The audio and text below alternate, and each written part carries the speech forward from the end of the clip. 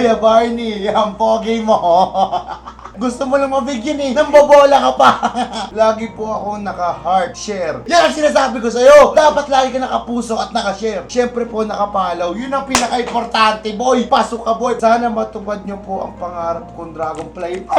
Madali lang pala yung pangarap ko po. Dragonfly lang pala eh. Araw-araw po ako nagko-comment. Hindi nyo ba alam? Ako ang hari ng mga Dragonfly.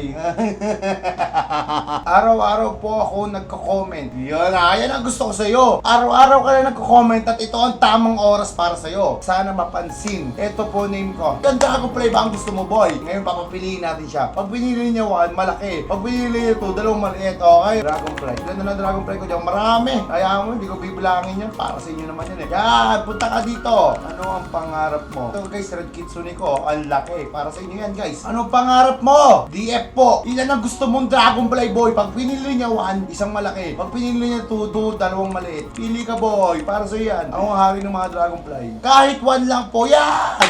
Ang galing mo mamili. Sa'yo, ito na mas malaki sa'yo. Ito na sa'yo, Fran. Okay. Salamat po, Kuya Barney. Totoo ka nga. Hindi pa ba ako totoo? Ito na nga si Barney, oh. Barney ng Pinas. Bye-bye.